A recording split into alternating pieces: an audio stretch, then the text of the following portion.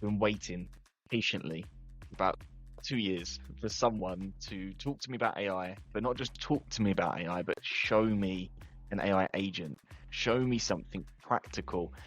And we're finally here. To be completely honest with you, if you're listening to this on audio, highly recommend you head over to our YouTube account or you head over to Spotify if you're not on there already with the video, because this is going to be one where we share the screen for 3/4 of the podcast. Harry, my guest, is going to go through exactly how he has built an AI agent for his own job search. Now, we're talking about from a searching perspective, but we also do talk about the standpoint from talent acquisition. We hypothesize how we can use AI agents, not just for kind of the support roles, but more from a strategic perspective. I'm very interested to hear the response on this one. I loved it start to finish. I've literally gone away myself to start implementing AI agents with the understanding that it's definitely not as scary as we first thought it's going to be. Sometimes you just need someone to showcase that to you. But I really hope you appreciate and enjoy this episode. Even as half as much as I did, you're going to love it.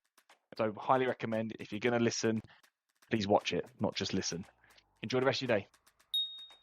In the TA segment, what's going to happen is you need to have a clear understanding of various processes in the TA from an experience standpoint. And from the infrastructure standpoint, you need to understand, to innovate or to optimize on the process, you basically need to have an understanding of what agents you're using, what infrastructure you have.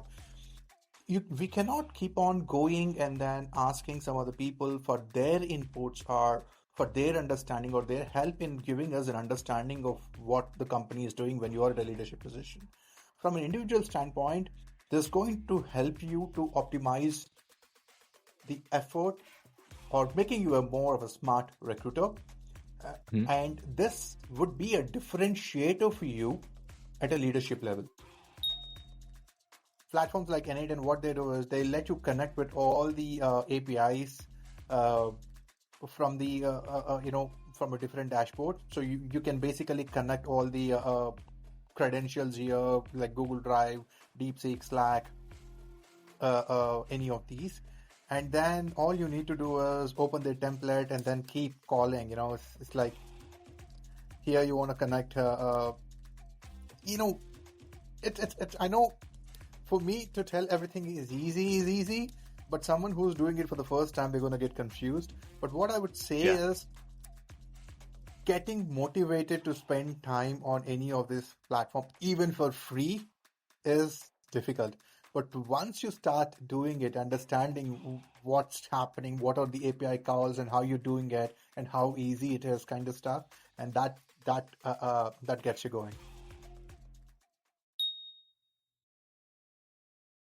Welcome to Tea Time with Talent Acquisition, the podcast aimed at fostering knowledge and sharing stories within the vibrant talent acquisition community. I'm your host, Eden, and for the next hour or so, I'm going to be joined by an individual with over 15 years of experience in talent acquisition. Most recently, serving as a global talent advisor focused on AI-driven workforce planning and hiring strategies. His work played a key role in expanding AMD's presence, growing market share from 3% to 12% in just 3 years. Leveraging data and analytics, he supported enterprise teams from Google Cloud and AWS, bringing perspective to complex global hiring challenges. Now, drawing on his experience with that AI-driven planning from AMD, he wants to showcase how AI and strategic thinking can transform talent acquisition and how both candidates, so the job seekers who are listening, and the companies, so all of the talent acquisition professionals that are listening, can go beyond simply just using basic tools or ChatGPT prompting to gain a truly competitive edge. Honestly, one of the most fascinating conversations I think I'm going to be having here. It's something that I've been so much looking forward to. So absolutely no pressure, shall we say. So when you're ready, grab your favorite tea or coffee if you prefer, and please join me in welcome today's guest, Senior Global Talent Advisor, Harry Sarangam. So thank you so much for joining. Hey, you doing? I do an amazing job, but all I'm trying to be is enjoy the work that I'm doing, a part of talent teams. But No, thanks for the great introduction, Eden. I mean, I get that. And look, the reason I set it up in a sense of saying I'm super excited for this is that I think you're the sixth or seventh conversation I've had on the podcast now about AI, right? And you're the first person who's going to show something.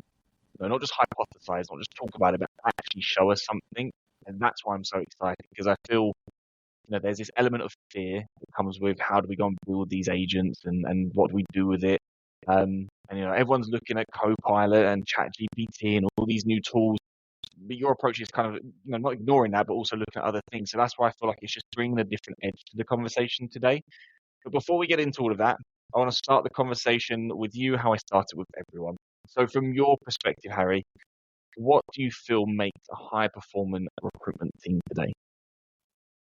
Yeah, of course, it's more of technology and the human touch that makes TA a better place where we are, if you compare to the past years, Mm. and understanding how the technology is evolving and adapting to it is going to be the crucial.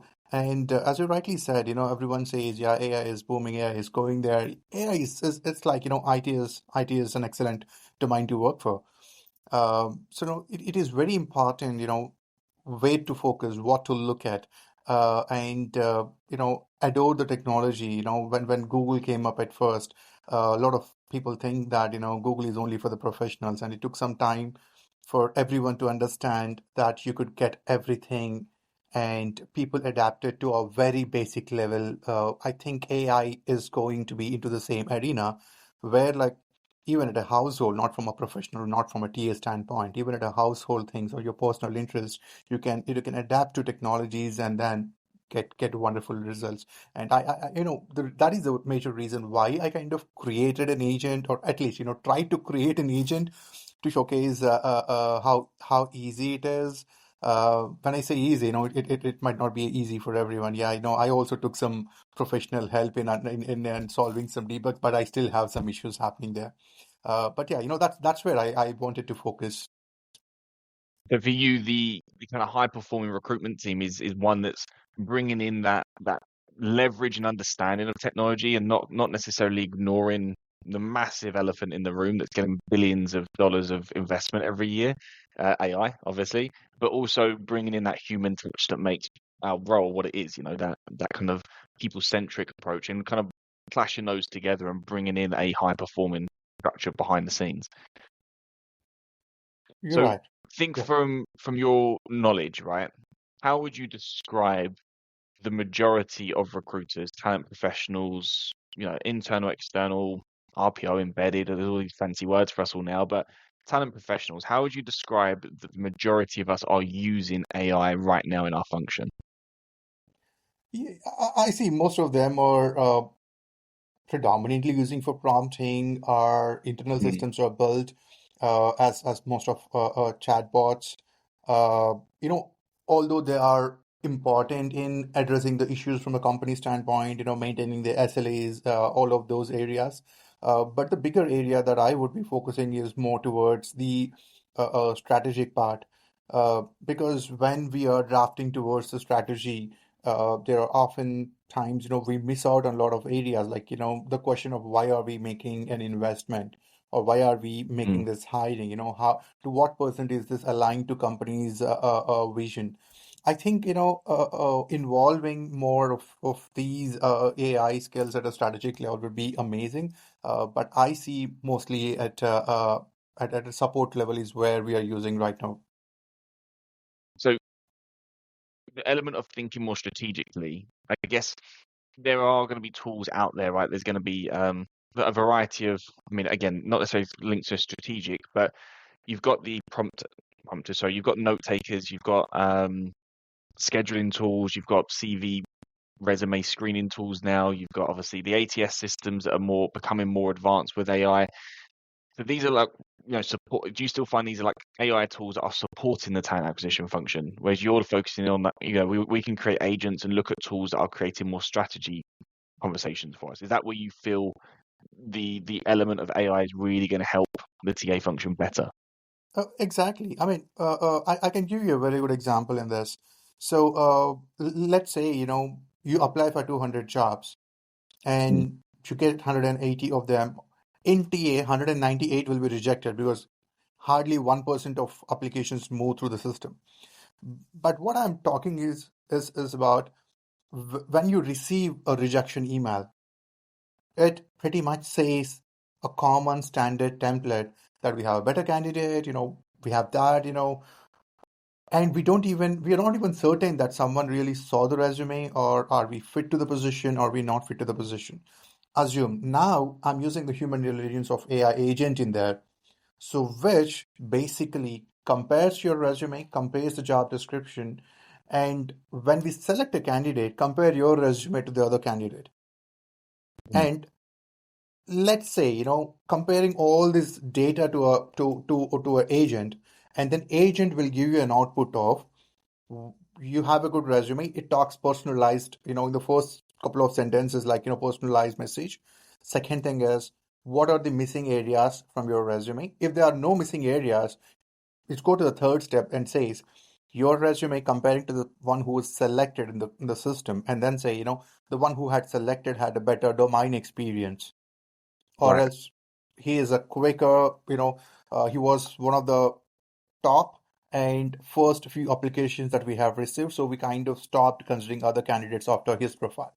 So, this kind of response will make the candidate more valued, and the time, respecting the time that the candidate spent on the application. So So this is yet to deliver. Whereas you mentioned we have 8 years, I think one of the Ashby is one of the top 8 years right now, in yeah. my opinion.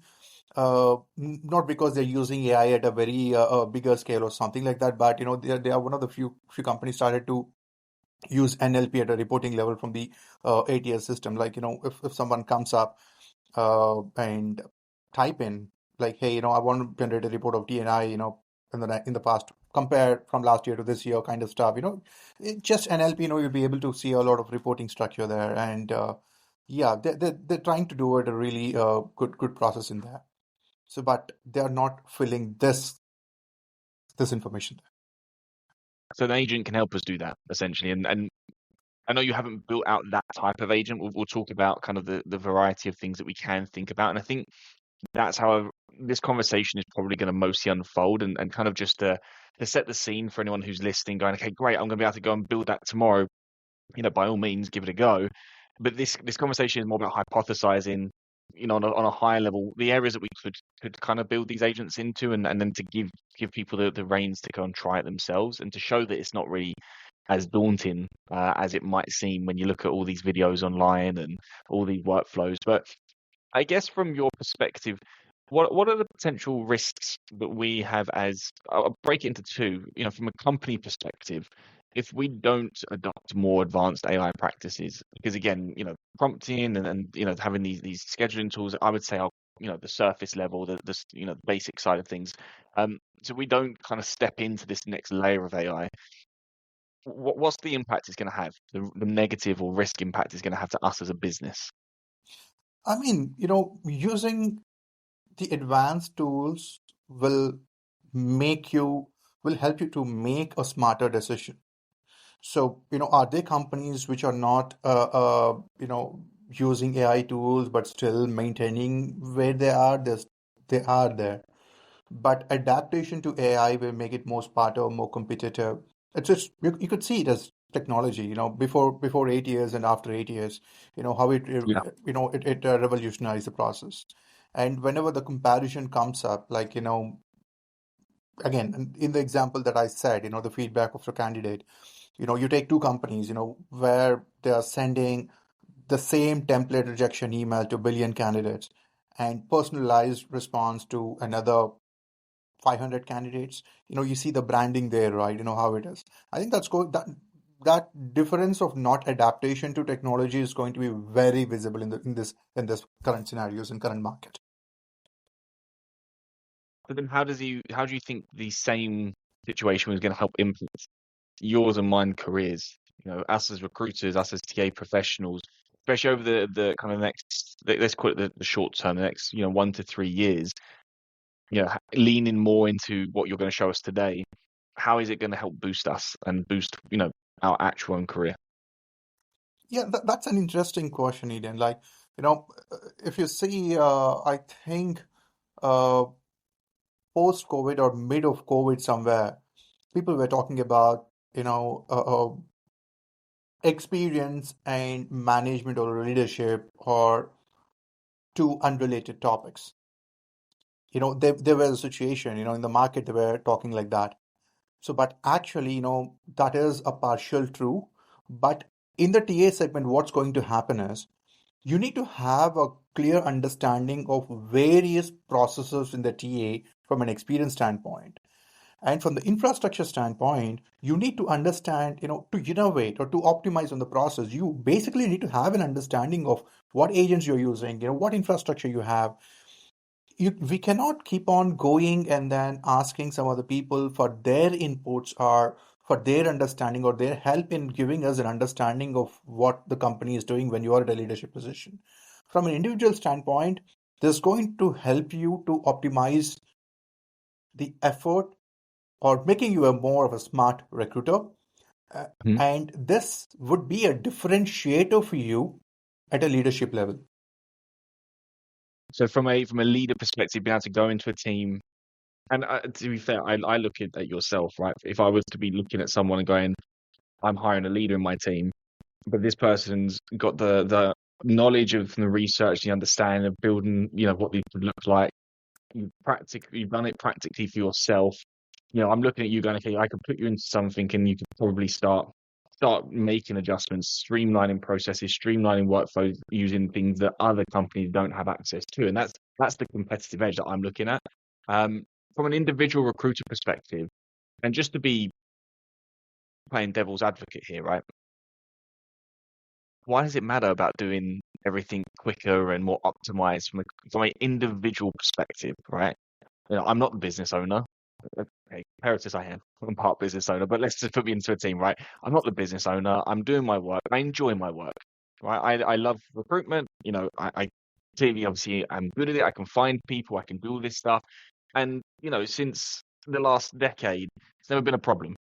But now everyone wants everything yesterday, even quicker. They want it 3 weeks ago. So why does it matter if I can find a candidate 30 minutes quicker or 1 day quicker? Yeah, this is a very specific business use case, I'd say, because not all the positions need candidates as of today. Uh, you know, Again, we might need to map to that. I'd say, I'd also bring in resource forecasting to it. Because again, that resource forecasting would also be tied up to AI in my standpoint. So, it is the needs are evolving, and we never know what kind of opportunities are going to open up. Mm. And you're seeing, right, the talent for AI, the people are competing like anything, from OpenAI to Microsoft and Microsoft to some other company where Wild, basically wild packages are just going out. exactly, they're talking about acquihires, and Mm. which was not a very huge concept before, but again, once the big players come into the acquihire, a lot of people are talking about it. So it's all about the right opportunity for at the right time at the right place, and Yeah, you miss out on a lot of people. Competitors are there. And when you are talking about a consulting division, that is totally different, because that urgency is pushed by the client. But when you are yeah. working for a product company or more service-based companies, then it is more about the quality of hiring. It's about more competitiveness. Mm. That's why you also need to factor in something called as competitive intelligence, or competitive retention or competitive attrition. Like someone leaving the company, it's okay. If someone leaving and going to your competitor, that's not okay. Yeah. So, all these factors play a prominent role in deciding the timelines or deciding what do you call the seniority or levels of experience, or where they are working, the mode of working, and all of this. Yeah, the reason I say it, and I'm all for the AI revolution, right? I'm here. I'm flying the flag, as it were, and I'm saying thank you to ChatGPT every day just to make sure the uprising doesn't come and kill me. So I'm all for it. But I speak to TA professionals every day, and I get the sense that people are just tired now, right? And our age group, right? Us millennials, shall we say? We've gone through every iteration of technological advancement that ever could be, from AOL, well, not ever could be, but from the modern tech world of AOL dial-up and getting kicked off the internet when someone calls, through to AI, right? And there's a lot of and I get this so much, is that there's people just tired of having a conversation, not knowing what to do with it, thinking the world's going to take over our jobs, having to learn something new that's completely out of the scope of just going to find people and doing your job as a recruiter. And that's where the devil's advocate part comes in. 'Cause it's like, Yeah. I'm all for it, you're all for it, and there's absolutely a group of people here all for it. But there's also a group of people who just want the good old days. And not to say that the good old days were bad, they weren't, because they still built phenomenal companies. Every $1 billion company we know right now was built not with AI recruitment, pretty much, right? So there's always this level of no. That's why I kind of having this conversation with you, just curious to kind of see your perspective of it. And if anyone is in that camp of going, I'm tired of it, I think also just kind of allows them to know that they're not alone. There are other people like that. But yeah, I think, like I said, I'm on your side in the sense of from a career standpoint, I can see how it's going to impact leaders, absolutely, having this knowledge. And then from an IC, if you really absorb it and take into this and lean into it, how it can dramatically speed up, what your role is. Let's talk about actual practicalities then. So we've got candidate job seekers and we've got companies, right? And give me a snapshot, right? So let's start with, you tell me, what do you want to start with, candidates or companies? Well, let's deal with candidates, because All when, right. when we are having this personal tea time, it's all about us, right? Not about the company. All right, cool. Let's talk about candidates then. So anyone who's actively looking for a job or interested in looking for a job, I think that this is the part that can be interesting then. So because we can take AI agents from the company and we can deploy them to that. And we'll talk about some of those elements in a moment, but let's talk about how you can do it for your job search yourself. So give me a snapshot then. I'm Eden, I'm the job seeker, or Harry, the job seeker. How can I actually use an agent, not a co-pilot, not ChatGPT, but how can I go and build out an agent? What type of things can I build out for me as a job seeker? Okay, let's make it more interesting. Like at this point, what are the channels of job search that general candidates are using or approaching right now? What do you think of the? Okay. So LinkedIn, I think everyone their nan's on LinkedIn now. Depends if you have certain preferences. So if you've got niche job boards, there's a lot of ones towards fintech or green tech, whatever. Startup companies, you've got Wellfound. If you want to go like real seed businesses or Y Combinator, obviously they post their jobs quite a lot. So I think the vast majority of people that at least I speak with are either on job boards or actively into like referrals or like people tagging them in posts and things like that. I think recruiters, obviously we do help, but I also acknowledge that our scope is limited, and I would never say ever just work with a recruiter, in my opinion, anymore. Like an external recruiter. 5 years ago, it would have worked. There was an abundance of jobs, but right now, and again, full transparency, right? I work with a select few businesses because there's only one of me.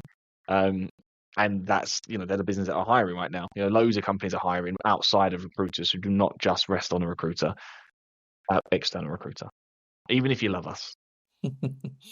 Got it. Fantastic. So now, let me show you. I'll start with an easy example. If you have Google, just go to the Google plugins and then search for lazy apply. Lazy So apply. it's a plugin. What it Google does plugin. is you upload your resume, it maps your resume, and then it asks for certain information, what you're looking at, typical job search, and it Yeah. populates probably 20 or 30 or 40 job postings, and you can click all of them and apply at once. Oh wow. So that's a plugin which is ready-made, which is easy to do it. And there's 30-day money back on the website. I'm just looking. £99 for the basic search, 15 applicants a day, 3 applications a day, 1 resume profile. Okay, throwing it out there because I'm gonna rebuttal as you talk about these, right? That's right. TA perspective, we get hundreds of applicants every single day, right? So is that not just creating more noise? Yeah, it is. It is. Definitely it is. That's what, we should be that's why again, this is the easiest way, but not the effective. But Okay. what I'm more thinking is, I'll also show you what I did again, which is not completely implemented. I still have some bugs as I mentioned before, but Hmm. I'll show you, what is the kind of approach that I'm processing here. Let me share my screen. Yeah, of course. By the way, while you're doing that, if anyone does want to use Lazy Apply, we're not affiliated to them at all. I have Exactly. no, I'm not too. No, yeah. I just I was draw gonna an say I'm not. example. I'm not gonna start saying it's the best tool. It is a I tool. know. I will put it in the footnotes of it. So if anyone does want to check it out. But yeah, I mean, obviously the big element there is that it's just adding more noise to noise. Yeah. So just to kind of make sure that we're not getting sponsored by them whatsoever. So I'm just sharing my screen. Yep. So first thing is I used N8N, and we have N8. We have a lot of templates or workflow automation templates. You call it, which are pre-built in N8N. All you need to Hmm. do is get into N8N, search for templates, and type job search. It gives you various inbuilt templates, which is like auto matching resume with AI plus cover letter and Telegram alert. And I kind of designed something like this, but I can add more tweaks. This is little better than the already ready-made tools in the market. Free. And as a platform isn't free, right? Right. I mean, it isn't free. When you start using AI, nothing is free. There are I some mean, that's why freewares, there's but money in again, it, right? first, yeah, but it's not. It depends upon to what you're using for. Because LinkedIn Premium is also not free, but it has its own advantages. Yeah. Likewise, if you want to use these things for like 1 month or 2 months, I think it would not be a bomb in my opinion. But again, to how many API calls you're making and how the pricing structure varies from API to API, so it's going to be complicated to give you an estimate or how much of what would be the range of pricing as well. Okay. But So that's why you just to need to check, keep, yeah. again, so throwing it out there, questions that are popping in. So if I'm using an 8N, and you might have already had this coming up, but let's just triple check. The pricing is done on API calls, not done on a fixed monthly cost. Is that right? No. N8N is a platform. N8N has a fixed pricing. You have Okay. business Okay. premium, something like that. It's going to be, it's a flat Okay. 20 Perfect. Yeah. or 50. This is how it works. But what happens is you see this task, right? Each and everything is a task. Hmm. And for some of them, we use a premium. Let me dive into the example that I created. So Of this is course. the one I created. Okay. So let me explain the flow first. I'll try to be quick. I don't dive more technical, but I just wanted to showcase you what this is about, how we did, and where will be the pricing involved and all of that. So first thing is, I wanted to search for LinkedIn job postings for every 24 hours. This is the schedule Hmm. trigger. And LinkedIn don't have any public API. So, I was using fetch sharps. Again, we cannot use this at a commercial rate, and LinkedIn do not recommend as well. But for the sample purpose, Arjuna is something that I have used. And what Arjuna does is like, it's a web scraper. It searches, it gives me the list of job applications related to talent acquisition. I can basically set what I wanted, something like talent acquisition manager or director, whatever it is. You can go with the Boolean as well here, Hmm. and you can say how many you So want to. you put that Yeah, inside that action yourself. exactly. Okay. This is the second step. Once you get here, it's going to be a split job. First thing is from the input that is in JSON, we want to extract the job description, company name, the fields that are more relevant Hmm. to us. So the reason why I'm specifying this is here it asks for code. What we are trying to do is converting the JSON to extracting the job description and all of that. So what we can do is we can also do an NLP here. You don't need to have a coding experience in here. All you can do is you can type stating that, hey, map the fields and extract job description and company name. And You took the when words you right out of execute my this, mouth, by the way. sorry. You took the words right out of my mouth. I feel like you can see my eyes light up thinking, oh god, there's code. Again, this is saying the fear part of thinking, okay, this looks so complicated, and you're met with code, but you can literally just simply create the action and write as if you're prompting. into the AI and Exactly. say, this is what I want, and it's going to do that for you. Right. So now the step is executed. The node is successful, which means it went back here and then write the code it by itself. And then Oh, wow. you execute the step. So, and then, this is one source of job description. The other way around, I uploaded my resume and then extracted from JSON to binary, or, all of that. So at merge here, I have a job description, I have a resume. Right.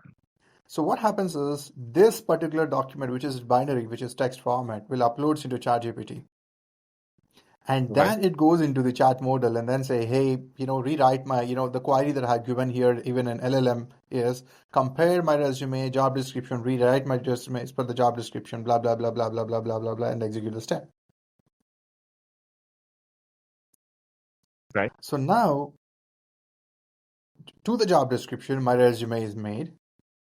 And then this will be sent to Slack. You can use Gmail, or you can do Slack, or you choose Telegram, anything. So by the time you wake up in the morning at around, you come in front of your system at 9 o'clock or 10 o'clock. I have 5 to 10 jobs where my resume is crafted, but the content of the resume is not something that ChatGPT generated. It's from the document that I have inputted using the Google Drive.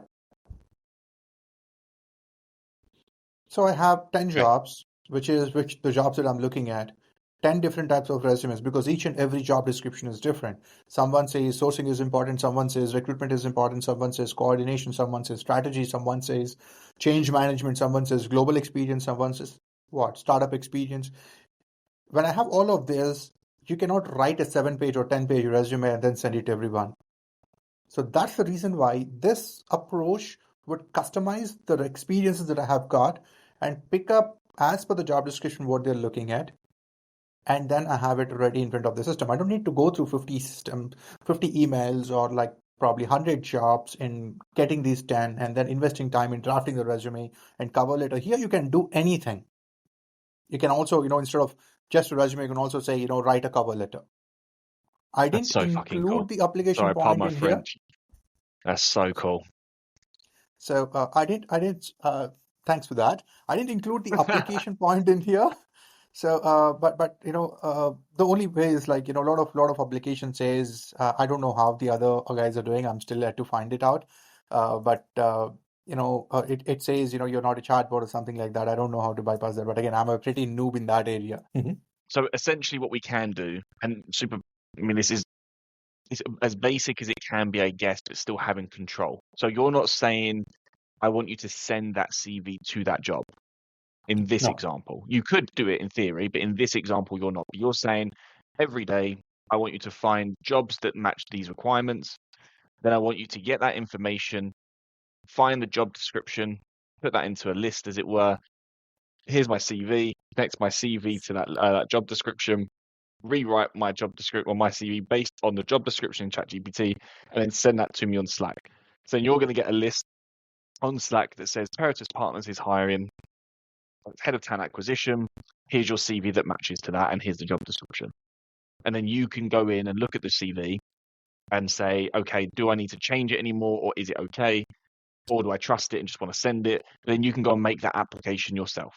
That's right. So you've still got that human side in this process, which is, I guess, slightly different to lazy apply, where you're just going, here's the parameters, here's my CV, off you go.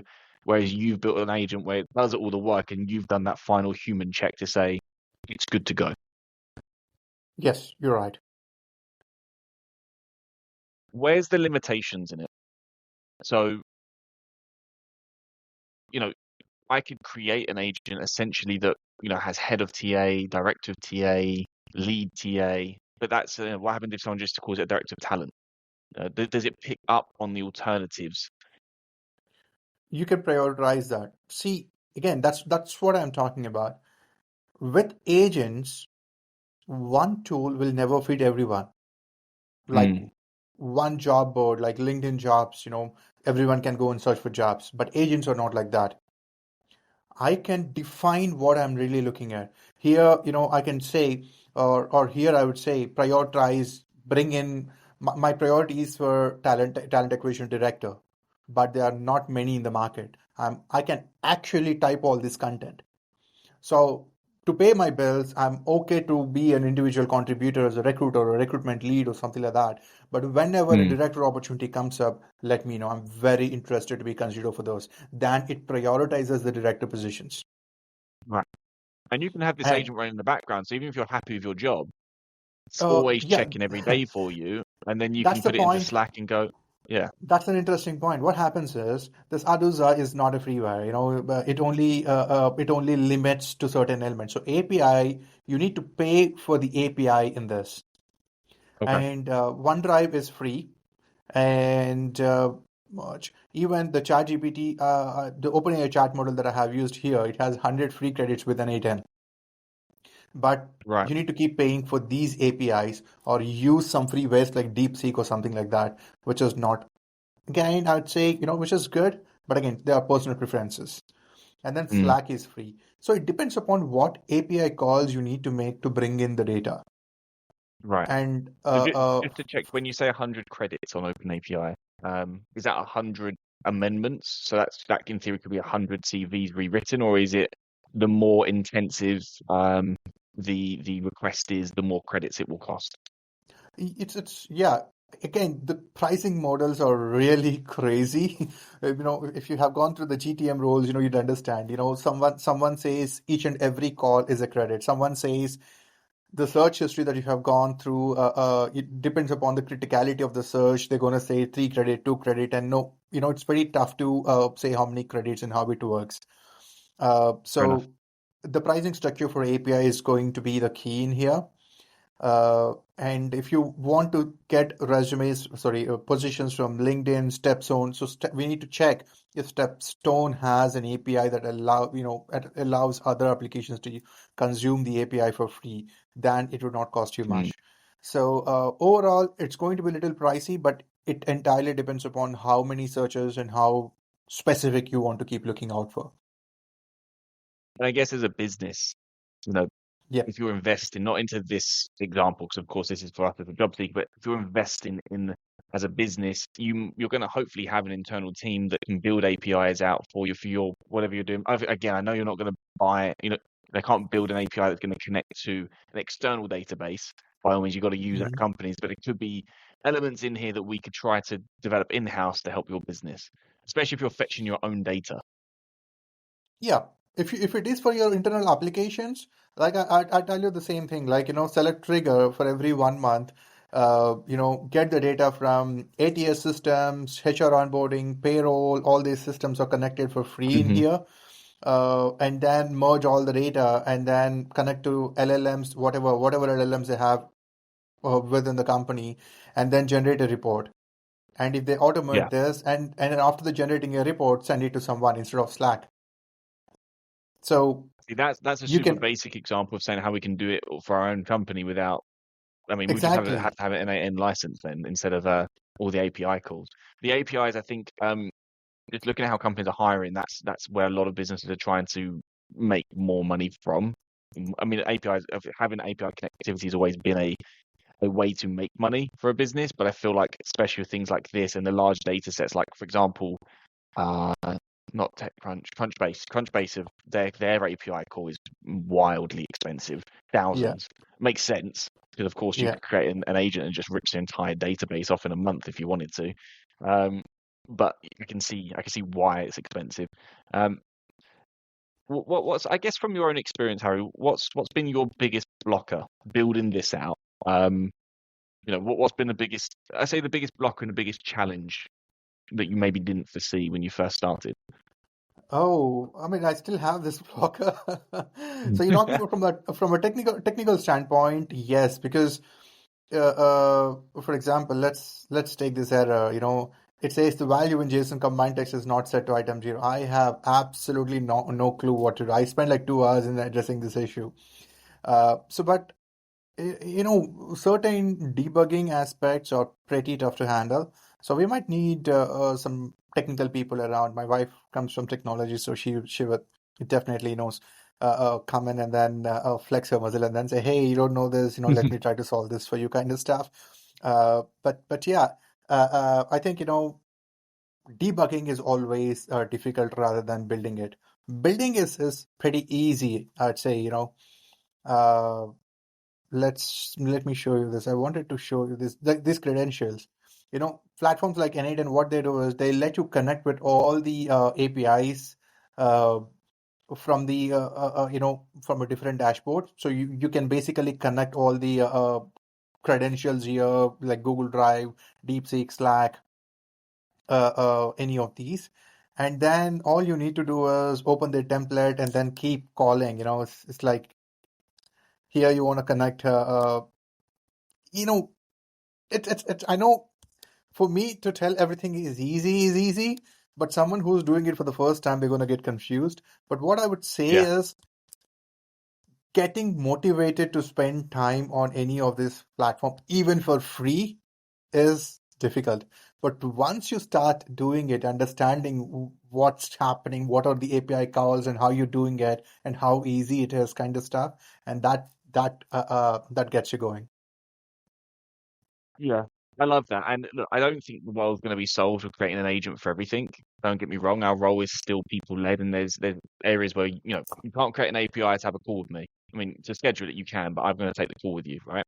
I don't believe in personally. I'm not a big fan of AI led interviewing, personally. But I love this because I feel like you put this into the hands of somebody who's an ISE today, in the trenches, so to speak, doing the job day in day out. They know parts of their job that they can automate, and if then as the leaders have a more higher level overview to understand the parameters of what we can automate as a business, the budgets we can set to create these types of things, the API calls and whatnot. And there's this mutual understanding. Say, look, this is where you can kind of get to the limits of that we're happy with the company, but the rest of it go free reign. I think you're going to see some absolutely incredible use cases around how we can create agents for companies. And then from job seekers, you just switch it. You just put the same focus. What does my job search look like? And this, for example, is research and putting your CVs together. You could just do it just for research if you just wanted to. You could do it just for job searching. Sorry, just for updating the CV. You could do the whole process. I think the more people try it and play with it, the more this is going to become, as you say, like a natural part. It's a natural evolution of what we're working towards. Um, okay, so we've got N8N.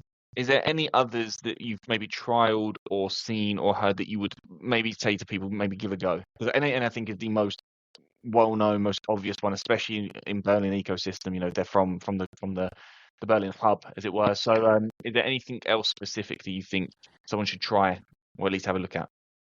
No, I have not put my hands on to any other models yet, and because not all the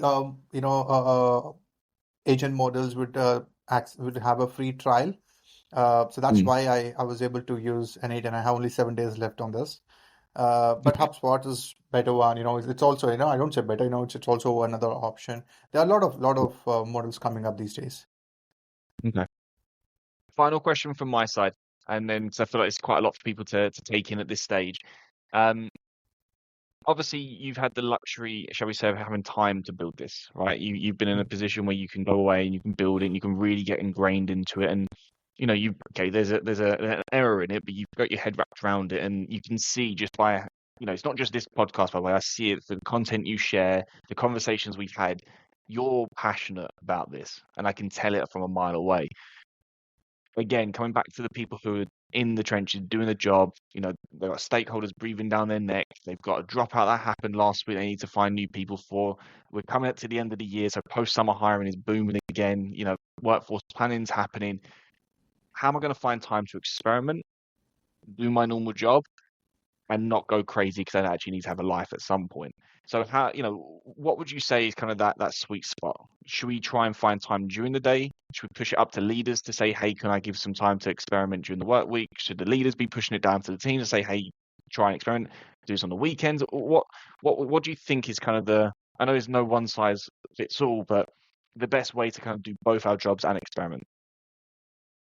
Yeah, it's again depends from individual to individual. If you ask me, I'm a tech savvy. I really like to explore technology, understand technology. But when I was, in my last job, I was way too busy. Most of the people are.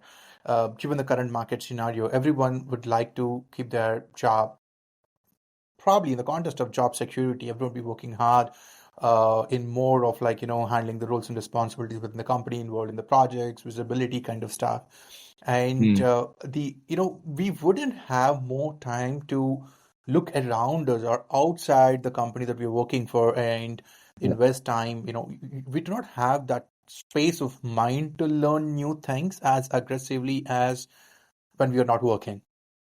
Yeah. So my point is always like, one day in a week or in a month, we might need to at least, be away from your work, and then probably start. All they need to do is start looking at videos, uh, um, if you start looking at Snowflake, and then you'll understand, the data clouds they have, and with the NLP, they're able to query or report, able to create the reports on the data clouds itself, and what are the use cases where Snowflake can be used. Similarly, Mm. you go for Microsoft Copilot, and I think once you have the use case understanding, you adapt the use case to your need, and that need will force you to keep exploring the technology concepts. So again, let's say, in this case, I'm talking about a TA, right? Let's assume, you are looking for a house, right? All you have Mhm. is a very fixed budget of probably £200. I mean, I don't know what's the values and all of that. Let's say, a half a million, £500,000 is what your maximum limitation. You can use the same use case to understand what kind of properties you have, you would get in Yeah. 500K.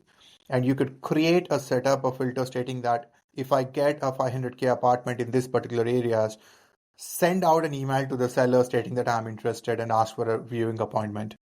You can create this particular thing. You don't need to come back and then check the process, check the portals, are there any new buildings today or something like that. I was about to say You that as can you're talking create that. there, because I am actually looking for a house at the moment. Weird timing that you just said that one. I don't know if I've told you or if you've just read my mind. Um, but as I'm thinking that, we've all gone through these applications where it's like save your preferences, Right. alert you when they come through, but you have to go do it on, I mean, job boards, every job board, or looking for a house, you have to go do it on like 5 or 6 different apps. We can streamline all of that, get the agent to do it, and then just put it into one place, and then I've got one place for it. Maybe there's going to be an application at some point that someone builds that just streamlines everything that you could ever think of for your work, for your personal life into one unified place, connects with all LLMs, all agents, you base it on credits, whatever, and you just, I mean, if someone is building this or knows someone, let me know. The way I envision it, you can basically just type in what you want. I want to build this. I know Lovable exists, don't get me wrong, but I want it in one place, and I want the app to do it for me, and I want it all to connect into me. Right. You're gonna bring something up now. Yeah, you can basically do that. I wanted to show you some another example. I don't know where it is. It might take some time. It's basically that what it is. The moment you understand how this is working, you can relate this technology to your personal. You can adapt this technology to your personal life. So Mm, it doesn't mean that you don't need to think. You need to think. You need to understand where and what's happening and how you're getting the data and what is the validity of the value of the data, and then start doing it. You can do, the similar model. You can collect all your emails and bills and everything, and then probably work on your tax laws and everything. If there are any changes to the tax laws that reflects in your tax statement, or buying a car, anything and everything. All you need to is APIs to your sources, and what is the logic, or that's where you'll be using the prompting. What is the mm. prompt that you want to have? And what is the result? You want to respond back to the emails in housing thing. You don't need any personalization in there. All you need to do is whenever you see a posting, send an email to the seller or a renter.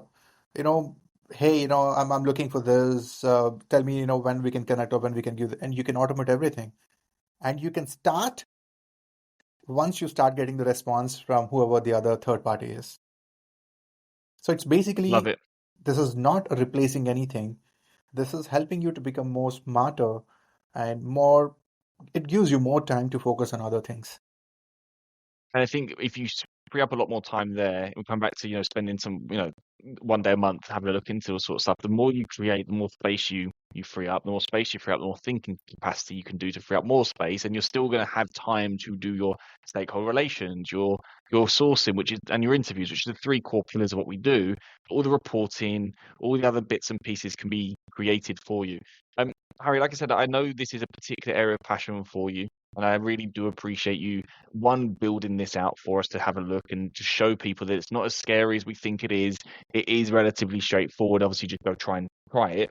If someone wants to pick the conversation up with you further, if they want to learn a little bit more about you, where is the best place that they can find you? LinkedIn. It's easy. Okay, cool. I'm kind of active in LinkedIn, but sometimes I might be a little late in responding back to them. But yeah, I try to respond to people. Yeah, LinkedIn is a better place. Nice. Well, I appreciate you spending the time with us, and thank you so much. And enjoy the rest of your day. Thank you. Thank you. Nice talking to you, and have a good day.